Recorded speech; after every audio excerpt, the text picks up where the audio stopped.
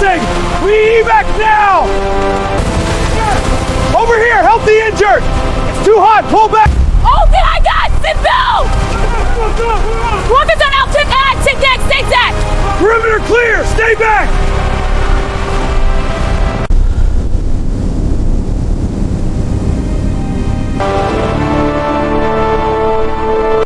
The projections for the next quarter are concerning. We need to reallocate resources immediately. Agreed. Draft a new policy for review. I'll circulate it by end of day. No one knew her name. Not really. She wasn't powerful. She wasn't famous. She wasn't even supposed to be important. But that night, everything changed. Her name was Amara. A quiet woman. Smart, observant, but always in the background. She worked in government, not as a leader, not as someone people listen to. She was the one who took notes, prepared documents, sat in rooms, but was never heard. The kind of person people overlook until they need her. That night, the entire country was watching. A historic gathering, all the powerful leaders in one place. The president, top officials, decision makers. Amara was supposed to be there, but she wasn't. A last-minute change, a small reassignment. Stay back, they told her. We'll handle this. She did not argue. She never did. So she stayed. And then, the unthinkable happened. A sudden explosion. Live on national television. Silence, then chaos. Within minutes, the truth became clear. Everyone in that room was gone. The president, the cabinet, the leadership, all of them gone. The country froze. No direction, no leadership, no plan. And in the middle of it all, one name surfaced, Amara. At first, it did not make sense.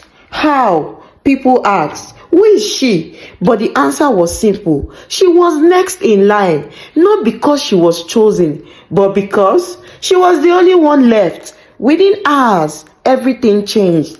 The same people who ignored her were now waiting for her orders. The same room she sat quietly in now belonged to her. But power does not come with warning, and it definitely doesn't come with mercy. Because while the country looked to her for hope, others saw opportunity.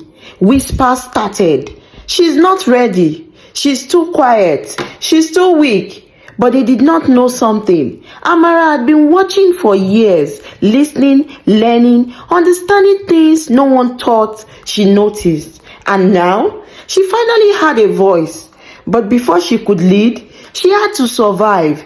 Because that explosion, it was not random. It was planned. And whoever did it was still out there, watching, waiting, and now they knew her name. The question wasn't just, could she lead a nation? The real question was, could she stay alive long enough to try?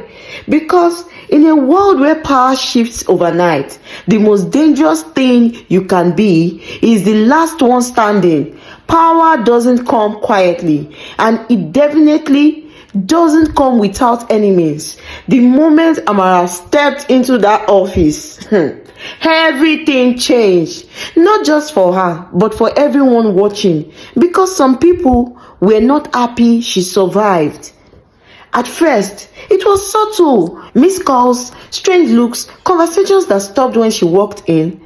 Then came the whispers. She's not qualified. She's just a placeholder. She won't last. But Amara noticed something else.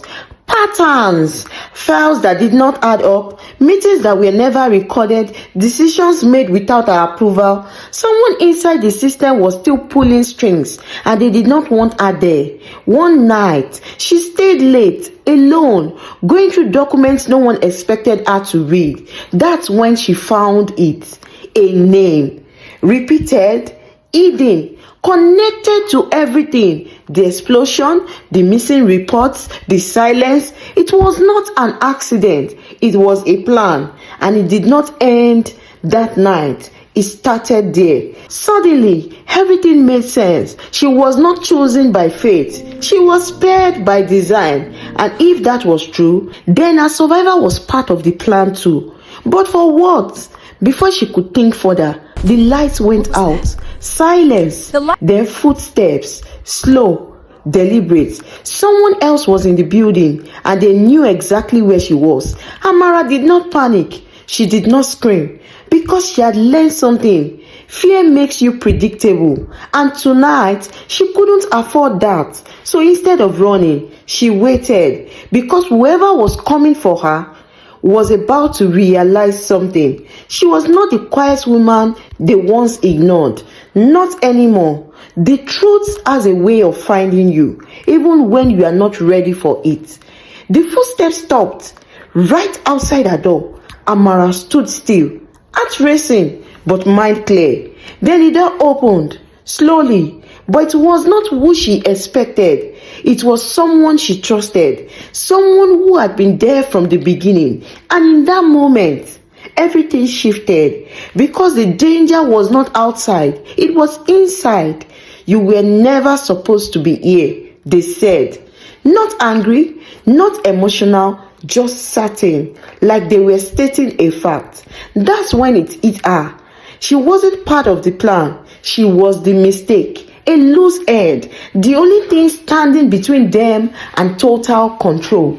The explosion was never about destruction. It was about power, removing someone in one move, leaving the country leaderless, easy to control. But they did not expect one thing.